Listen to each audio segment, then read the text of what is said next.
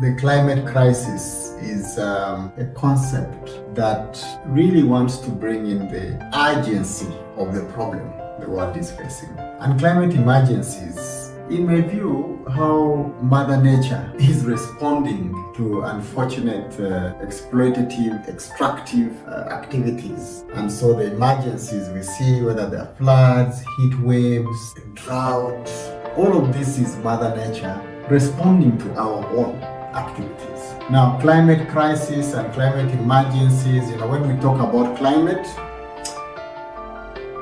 quite often it's devoid of people. It's almost like we are talking about things that are external to humanity. But the reality is there's this close connection. And then I come to this idea and the concept of climate justice. When you bring in the question of climate justice, you then are introducing what I believe is the most important part of this conversation around climate. Because you bring humanity into it. You bring the question of justice at the center of the climate crisis. In the sense, actually it believes very strongly that the concerns we have about problems of the world, like poverty, is an injustice problem.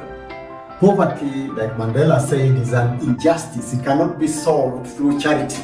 We need to deal with the injustice of poverty and oppression. So when we talk about climate justice, we are talking about intentional actions that are built on the bedrock and understanding that those who are least responsible for the crisis and emergencies are the most affected.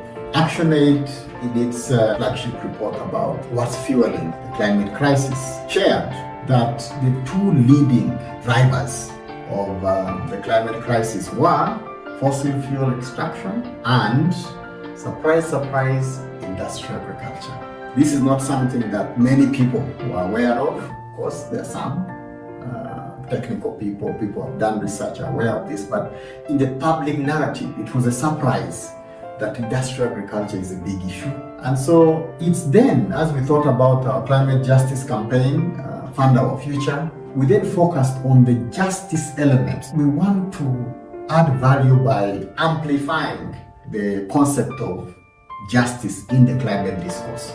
That those who are responsible for emissions, and mainly countries in the global north, increasingly some countries in the south as well, but primarily still, the biggest polluters are in Europe and in America. They must be a lot more responsible for the crisis that is happening, especially in the global south, where technology, adaptation, and all of this is not as advanced, as we would see in the north. And of course, the tragedy of climate is happening everywhere, even in the global north. So it's a big issue, forest fires, flooding, and all of that. But the real biggest losses we have are in the south. And therefore, the climate discourse is about the injustice that this whole situation presents when we see big floods in southern Africa, when we see what is happening in Bangladesh now, when we hear about destructive patterns of unpredictable weather. I was interacting with one of the countries and women's groups in these particular countries who believe that their crops are failing because some gods are responsible. They are being punished, and that witchcraft is responsible for all the tragedies and emergencies that we see. Yeah, I want to speak their language. I'm not going to challenge them and say you're backward and thinking about witchcraft behind the climate crisis. Yes, maybe there are witches indeed behind this crisis, but who are the witches? The witches are banks that are funding fossil fuel projects. The witches are companies that are behind industrial agriculture. So yes, witchcraft, but let's name the witches. And so this is how we will connect with the language that makes sense for people in a lot of the geographies where we operate. So if they do believe and they cannot point who the witches are, let's show who these witches are. The climate crisis is not about just the planet. I think Mother Nature is responding to our activities. Planet Earth will always find its balance. So when we see drought in Ethiopia and in Somaliland, poor harvests, who is really affected? It's not about putting fertilizer in the land. The land and the earth will always find its balance. It's like when you build your house, you construct on a waterway. You might prevent the water for some time. It will come. It will come and find and reclaim its path.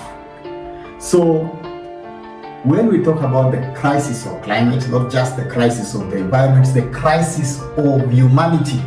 This is why the justice issue becomes central. ActionAid is investing in a lot of research, evidence, as a follow-up to our flagship report in 2023 about private banks that are fueling the crisis. We will be talking about public financing so that we are dealing with the root cause of the crisis, not just manifestations. The fire behind our climate crisis in its funding by companies, by governments, by public and private institutions that are directing projects towards extraction. So we need to redirect, and this is what ActionAid's campaign is about. It's about shifting resources from climate crisis inducing projects to enterprises and projects that help us to transition into a just feminist situation. Environment is important, people are center, front and center of what we care about as an organization. So that's it.